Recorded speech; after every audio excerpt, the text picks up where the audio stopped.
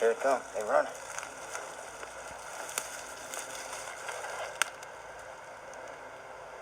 You kill first. You kill them.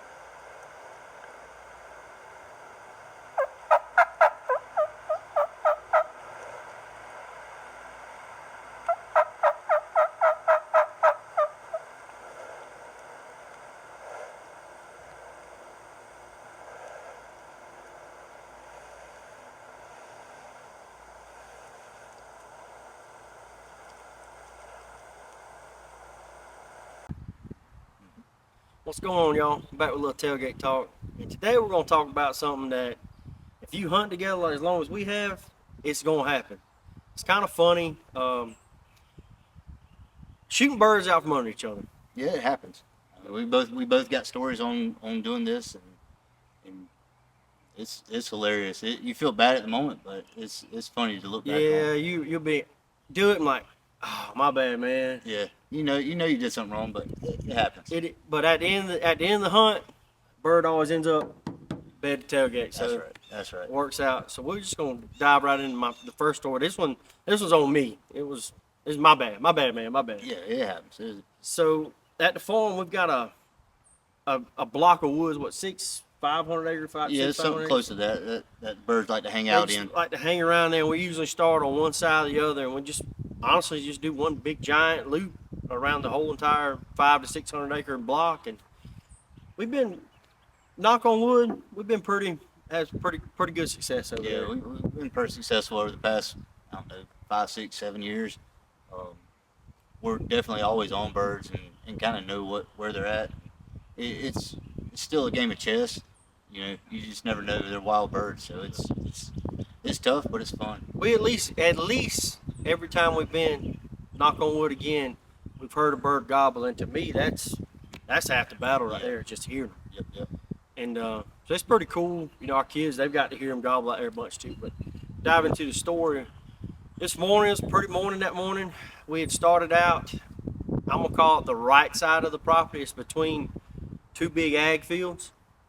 And we started out and we worked our way towards the left and went down towards the swamp, the hardwoods, and just eased down through there. And we struck a bird up in the pines or something, didn't we? Yeah, we did.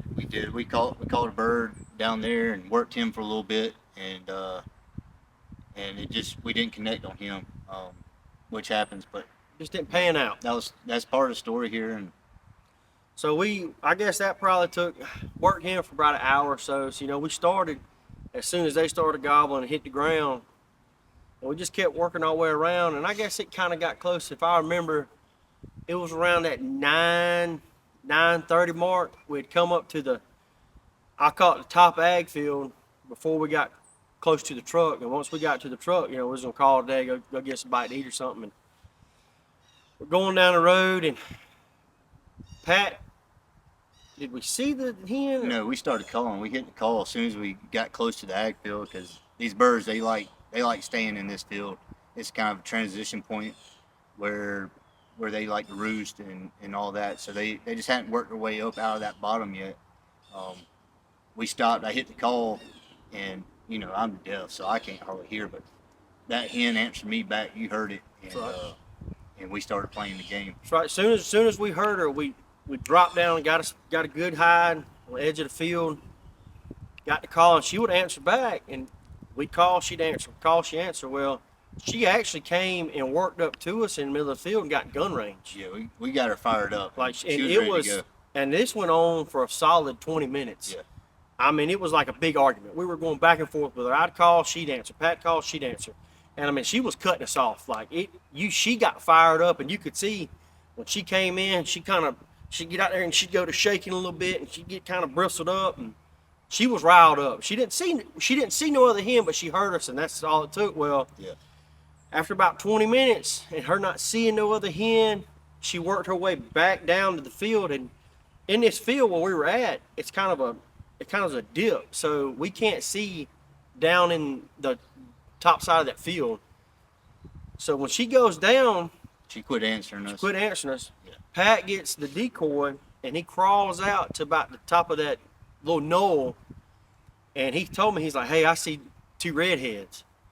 So he throws up the decoy at him, and I mean they take off, and he Yeah, runs back. I got caught with my pants down kind of because I didn't expect to see them. I was looking for her to see where she was, so we can actually go back to the truck. But as soon as I saw them, they saw me and took off running. So I scrambled back to get back to where we were sitting, and the story kind of unfolds from there. I guess what I think is they were over there because they're in this side.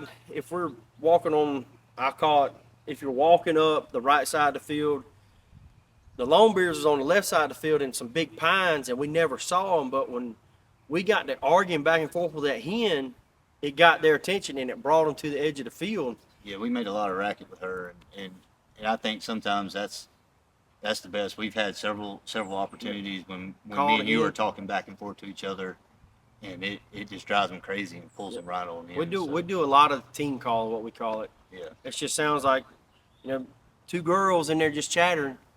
And so when he runs back, he stabs the decoy back in the ground, and all I heard was, "You kill him." Yeah. He actually said, "You shoot first and kill him, and then he's gonna follow up," because there was two birds.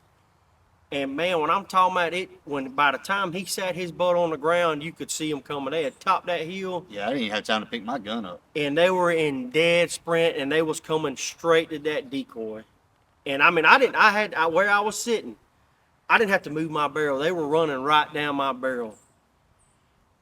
And I'm a goober, and I should have waited just to see them get on the decoy, because they was gonna come. They were gonna come and whoop his butt. I mean, it's like if you it would have been one of our best films probably, because we were videotaping as well, and we'll show a clip, but it was exactly what you wanted. They were coming to whip up on. I mean, you're less likely to start an argument with somebody by yourself, but when you got you and your buddy, you kind of, oh well, I can handle this, And so that's what they were doing. They were coming up on to look up on old Tom the decoy. And man, they were probably 20 yards from the decoy in a dead sprint. And in my mind, all I'm hearing is, "You kill him." I throw the safety and dude, I'll roll it. He cuts a cartwheel. Yeah. And that other one goes to get up, and you hear on it, dude, quick draw. And I'm watching, and he flies over, and I got one more shell, and he lands, and I see Pat, and there's the turkey standing there, and he looks at me, and I'm like, oh, my bad, man. I never saw the other bird. He was probably 10 yards from me when he landed back in the pines, but I never saw him. I'm looking at him like I was just confused at what happened, because like I said, it was just, hey, let's watch the show for a minute, and then we're killing two birds and getting out of here. And you had other plans. Yeah. I got excited, and but that's what it's about. In my mind, I'm still hearing, "You kill him, you kill him." So when I heard "kill him," that's plural. That's plural. Yeah. So and you've shown on other animals and other hunts that you got others on your mind even when the first one steps out. I got 4 or 5 does come out. In my mind, I done killed that one, and I'm working on 2 and 3. So I get excited. But it's like we've talked about in the past, that excitement is what drives us. Yeah. And once I lose that excitement, I'll probably quit hunting, hang my boots up, and call it. Yeah. So there was my mishap. Yep. And like we said, we all have instances where we get excited, and this next part's on me. So you have gotten these birds on camera during deer season. I have. So the birds he's talking about, this is last turkey season. And we've never seen birds over on that side of the property. But I saw them. I started seeing them in deer season, and it was always 5 to 7 longbeards stayed together, and they'd come to this field, and I would see them on camera all the time during deer season. But during turkey season, we never would see them, hear them, nothing. So like I said, we're at the farm, and we're hunting our same 6 to 500 acre block. And we hunted what? We hunted all morning. It was kind of one of them deals where it was like the last instance. It was getting close to 9, close to 10 o'clock, and Well, that morning we got on a bird. yeah, You were on the gun, and he was working and hammering it. I mean, I thought this bird was gonna be in the back of the truck, Yeah, easy, yeah. right off Jump Street. Yep.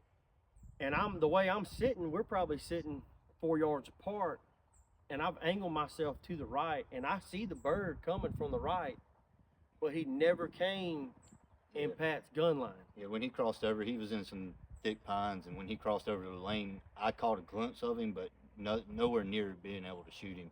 And I figured he'd drop down the bottom and work back up. And we worked, like you said, we worked him for probably close to an hour, and everything got quiet, and We it just just started didn't pan moving, out. walking and calling, walking and calling. Well, we ended up getting back to the truck, and it was probably, I call it 10:30. And Pat was like, "Hey, let's ride over there, right across the dirt road, and let's just see. Go check the fields. Yeah, let's just go check. We'll check the fields, and hopefully we'll catch him out in the field." Well, we pull up. I'm usually got my vest. I usually got all the decoy. I try to stay ready. Well, this time I'm gonna be honest. I didn't think this was gonna happen. I was like, this is. Yeah, we were both defeated by this point. I done got hungry. I was tired, and in my mind I'm sitting there thinking this is a waste of time. Yeah. So I grabbed my gun. And a call. One mouth call. He grabbed his gun and the decoy, and we strike off down the edge of the field. You called, Yep. I called first, and no nothing. answer. Silence. And I was like, "Look here, little boy, let's put some into it." So I laid down a loud, aggressive call, and Yeah. man, as soon It as was I like finished, fireworks. it was pow, pow, pow, pow, pow. I'm like, ooh. Yeah, we had a bunch of birds gobble to that. So we ran and just sat down. And every time, because he was like, "All right, you got it." So every time I called, they cut me off. And you could tell it was multiple birds. And they were getting closer every call. Yep. And where we're sitting in some small, I'm going to call them 6 to 7 foot tall pines. Yeah, probably. It wasn't best at that time. No, it was just, Sun we was had kinda timeless, but- we had to sit down Yeah. quick because of the way they're coming. Yeah. So Pat's really on the edge of the field, and I'm about 4 feet inside the tree line. But I got enough hole I can see the sound they're coming from. So I'm watching the hole, and sure enough, I see a redhead pop out, and he's blown up, and my boy Pat can't hardly hear. No, I can't. So I'm trying to give him play-by-play. And I can't see them either. Yeah, I had some brush cover me. I was expecting to come out in front of us, and just Come like out. every time they do the opposite of what you want, and they came out way to our left. So I'm trying to give him play-by-play, and it's, huh? What? There's one right there, huh? So it's starting to get a little aggravating. we were Well, battling back and forth. he probably gets about 40 yards out of the trees, and all of a sudden, 5 of his buddies is coming behind him, and every one of them got beards just swaying. And I'm like, "Whoa, Lord Jesus." So I'm trying to tell him, "Hey, there's 5 of them." And about the time I try to tell him there's 5, he can actually see now. Yeah, I see the bird coming into my frame, and he's constantly whispering to me. But all I had on my mind was this bird coming in, and I didn't know any other birds existed because I couldn't see them, and I couldn't hear you telling me. And I'm like, "Hey, there's 5," and I'm holding. So I've got my gun laid across my lap, and I'm holding my hand up. "Hey, 5," and he's like, "What? What?" And I'm like, "There's 5 more." So he gets in gun range, and he's looking at the decoy, and he's not real keen on it. Yeah, he But ain't them other committed. birds, they're steadily coming. And I'm like, "Don't shoot, don't shoot." And about the 3rd "don't shoot," all I hear is boom, boom. Y'all, he hit that bird the first shot, and you Yeah. can see he It kind of knocked him buckles, down. but he doesn't. He just keeps walking. Yeah, he took the shot. I must have shot a little low and hit more in the body than anything, because all them feathers, it's tough to And penetrate. so while this is going on, I'm still watching those 5, and they freeze up about 30 yards out of gun range. And he rolls and he jumps up, and I was like, dang. And then he sees the other 5. Take off running. And I was like, dude, I tried to tell you. And then my boy Pat, he just melts. He oh, dude. And I laid on the ground and was like, why did I do that? so I go to walk over there. Well, I don't see a beard like that long. And I'm like, man, you shot a Jake. Which made it worse because I was like, I wasted that opportunity. And y'all know in the turkey woods, you're only given so many opportunities. And I wasted a jam up opportunity thinking it was a Jake. But it wasn't a Jake. Nope. It was turned out not to be a He Jake. had beard rot. So Yeah. Had the full fan, had full spurs. fan, spur, so it- good inch and some chain spurs. Nice bird, just beard rot. And it was one of them things. Like I didn't get mad. I could tell he was a little disappointed in me though. I never got mad. I was disappointed because that'd have been cool just to see, because I've never seen That many come that in. many longbeards coming in at one time. Yeah, we've doubled up a couple times, but I've never seen A whole group. a whole herd flock come in like that. So, and the way they were hammering all, but I guess the bird Pat killed, that he had to be the I don't know if he was just the dumb one or the lead bird, Lead bird, but but he what? them other ones definitely let him come check out the situation first, and like you said, he kind of started skirting the decoys, and in my head I didn't know the other stuff was going on, and in my mind he was probably about to get out of there, so I made the call to shoot, and ended up, hey, he got out of there. shot some out from under you. He took a truck ride, but yeah, it was. I guess one bird's better than 2 birds. I guess who knows, but yeah, That's it was fun though, man. And it's gonna happen if you hunt Oh, yeah. together with somebody, especially as long as we have. It's going to happen. Yeah, we made a lot of mistakes together, and we're learning from them, but stuff like that, it's funny to look back on. Yeah, we can laugh about it now. I was I was mad.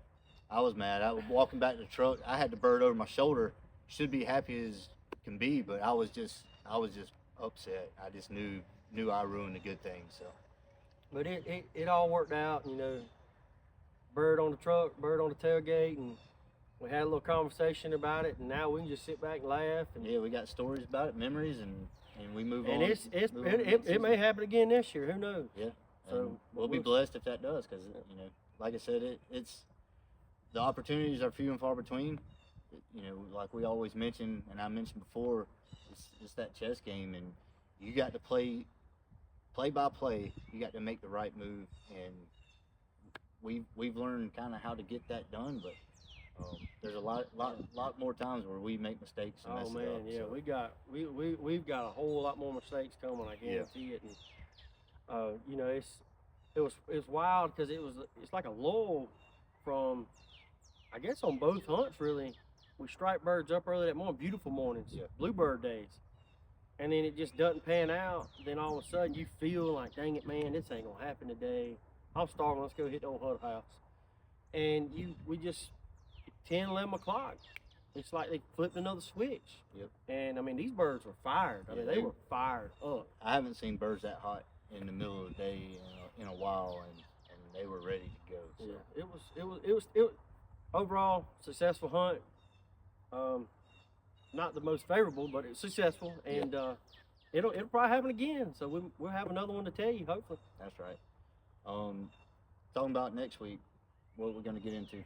Next week we're gonna kind of cover hunting new property, making a game plan on new property, and hunting the change of landscape. For us, Yeah. our landscape at the farm's completely different now.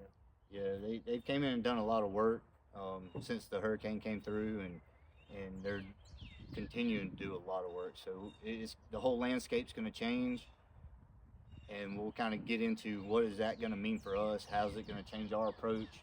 And if you're hunting a new piece of property, which we all tend to do, how do you start? Where do you go and listen and scout and to try to have yourself a successful hunt? So we'll get into all that, and Try to drop your game plan. that's right. So y'all like and subscribe, keep watching us, and we'll keep bringing you more. Tell us the stories. Leave some stories in your comments. Let us know. Appreciate it. Here it come. They running.